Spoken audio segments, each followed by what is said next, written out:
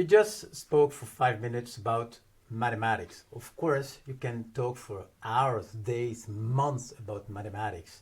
And maybe one thing I want to add about Leibniz. Leibniz was an incredible man, probably the last person who wanted to know everything. Everything. Of course, it's not possible anymore today, but Leibniz was a physicist, a philosopher, he was a mathematician, a logist, etc., etc. By the way, he invented probably the first calculating machine.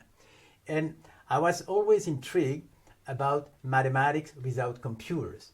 And when I studied the work of Leibniz, I realized he invented this calculating machine.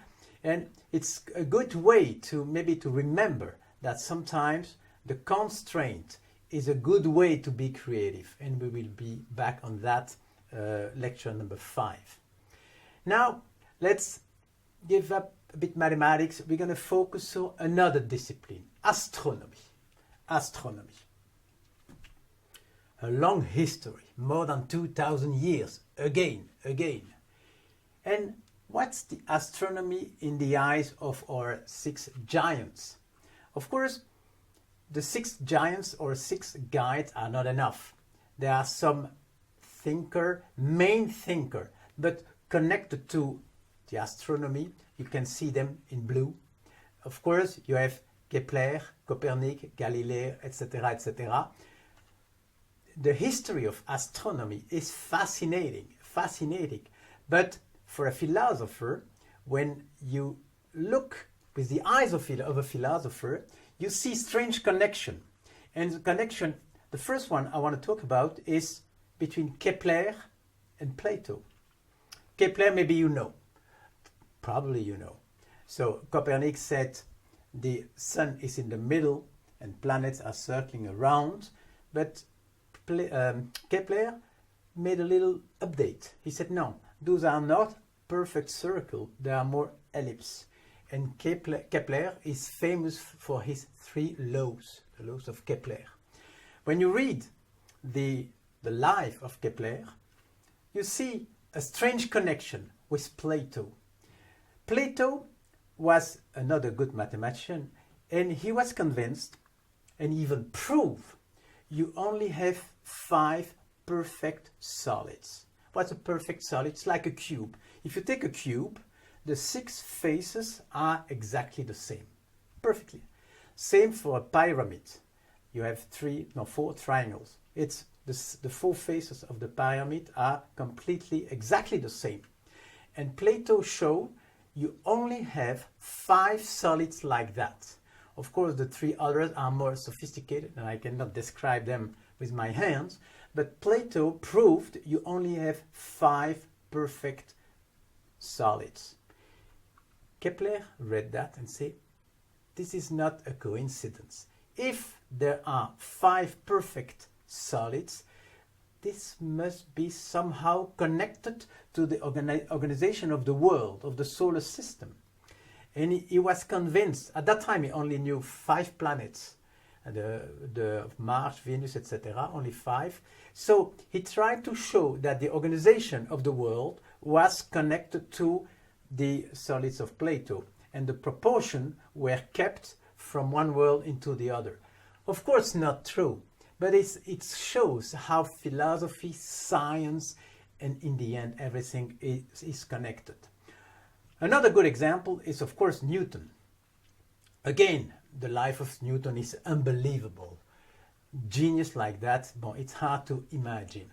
But to make a long story short, what did Newton? Probably like putting together the 2 physics of Aristotle.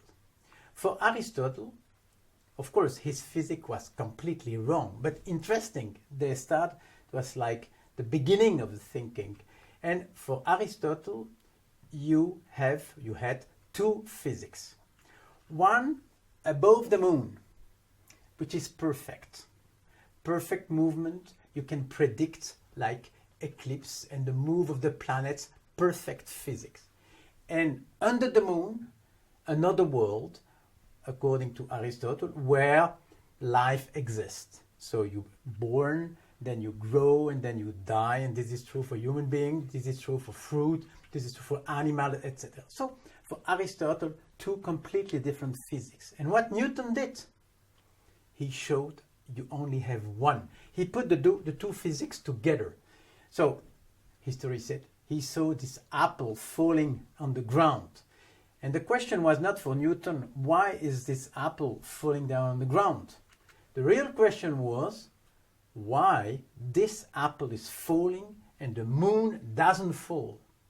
And he showed that the answer was the same reason.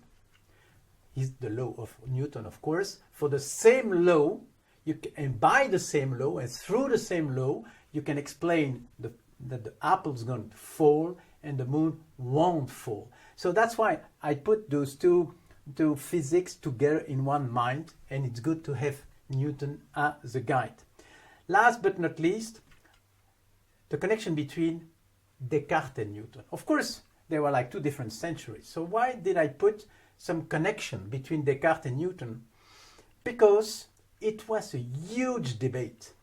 At the time of Newton, there was a lot of people who completely refused to admit Newton's view of the world.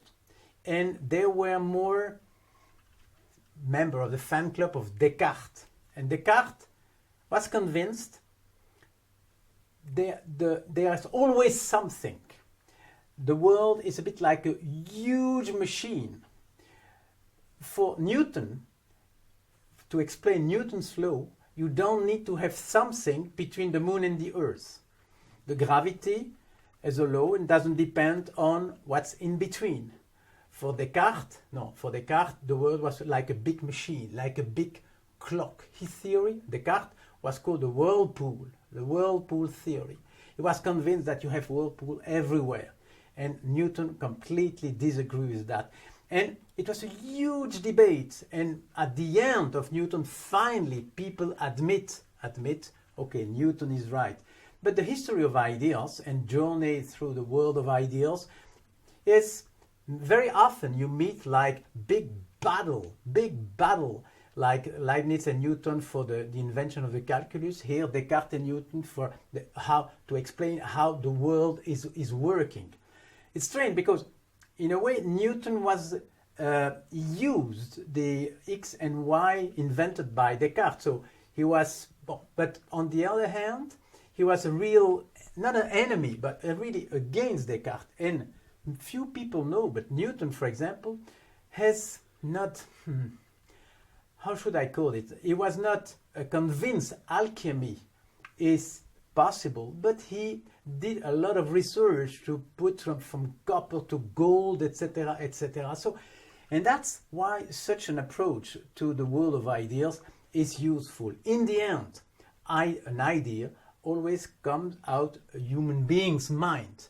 And when you look at history, and when you walk in the world of ideas through people, the way we do now, it's really rich as an approach. You realize that people have qualities and sometimes defaults, and they are human beings like you and me, etc. So, just to finish this this quick look at the history of astronomy, a very last one. I put a connection between Kant and Copernic. Of course, Kant is not connected to the history of astronomy, as far as I know. But one thing is interesting. Kant once said, "I am the Copernic of the mind." This is funny. What did he want to tell? For many, many centuries, you have this relationship between the mind and the world. We saw lecture number 2, you remember? The world in front of you and you with your perception, etc. So, and Kant put this relationship upside down. Before Kant, people were convinced that the world is the real issue and human beings should understand how it works. And Kant put this, upside down. He said, no, we build the way we see the world. he put it upside down, and that's why he said himself, I am the Copernic of the mind. So even if Kant was not connected and concerned by the astronomy, somehow you can connect astronomy and Immanuel Kant.